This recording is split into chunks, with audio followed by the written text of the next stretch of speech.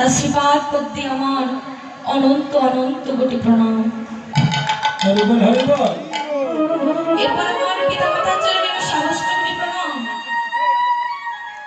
বাবা, এই হরিবাস প্রাঙ্গণে যতগুলো বৈষ্ণবীর আগমন হয়েছে, আজকে মহা মহা জাতক পাখির রাত্রি জাগরণ করছে। আজকে যে আপনারা এই মহা জাতক পাখির নিশি জাগরণ করছেন, এর কি ফল হবে না? এর ফল হবে না? আজ না হয় অন্য দিন হবে, হবে তো। ভগবান কি বলছে?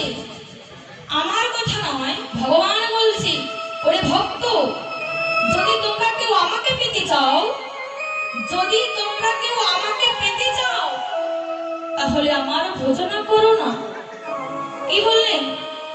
ভগবান নিজে বলছে, যদি তোমরা কেউ আমাকে পেতে চাও, আমাকে ছেড়ে দাও, কেননা আমি যে বড় ভক্ত ভালোবাসি। জয় জয় নিতাই গৌর হরি বল।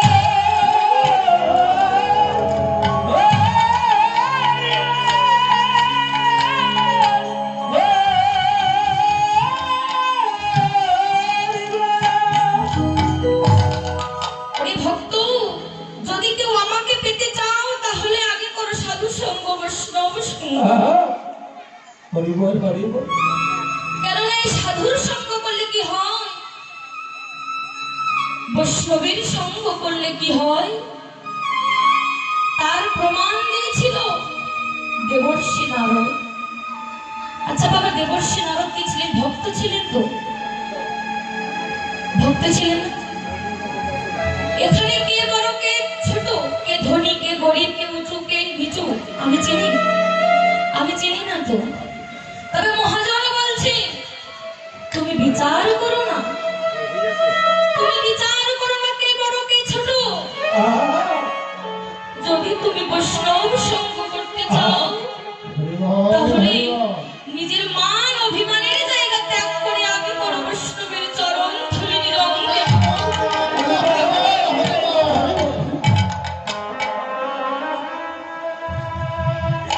শাস্ত্রে বললেন, মুকং করতি বাচালং পঙ্গং লঙ্ঘয়তি গিরিম যৎ কৃপাতমহং বন্দে পরমানন্দ মাধব।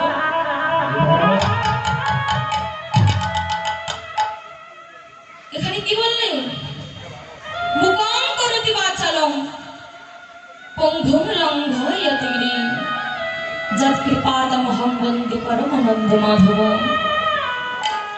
যদি আমার মাধবীর কৃপা বর্ষিত হয়, যদি আপনাদের মতো মহামহা বৈষ্ণবের কিঞ্চিত মাত্র চরণ ধুলি আমার মতো অধম মস্তকে ধারণ করতে পারি, তাহলেই হয়তো আপনাদের মাঝে আমি দুটো হরি কথা কৃষ্ণ কথা বলে আস্বাদন করাতে পারি।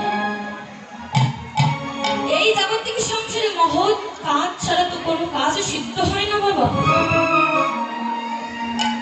তো মহাজন শাস্ত্রে প্রমাণ করলে, এই জাগতিক জগতে যদি কোনো বড় কাজ হয়ে থাকে, সেটা হলো আগে করো তুমি সাধুর সঙ্গ, বৈষ্ণব সঙ্গ।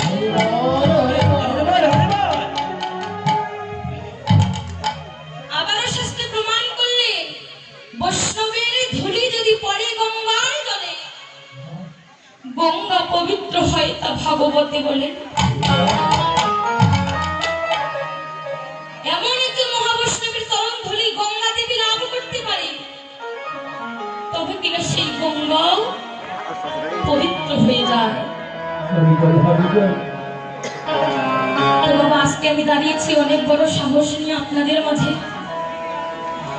এই জগতে যতগুলো কীর্তনী রয়েছে, তার মধ্যে সবার কনিষ্ঠা হলাম আমি। তো আমি যে লীলার কথায় প্রবেশ করব, এই লীলার কথা আমি রসভাস ভুল ত্রুটি হয়ে যাবে আমার। মানুষের তো ভুল হয়, মানুষের তো ভুল হয়। তো আমি যদি অনেকগুলো ভুল বলি, তার মধ্যে তো একটা সত্য বলবো, একটা ঠিক বলবো। বাবা, রাজহংস দেখেছি তো? রাজহংস,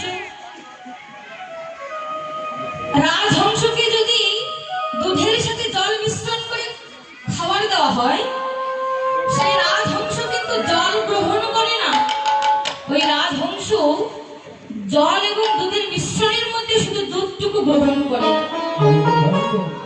সেরকম এখানেই আমি অনেক কথা বলবো, সে কথার মধ্যে অনেক ভুল ত্রুটি হবে স্বাভাবিক।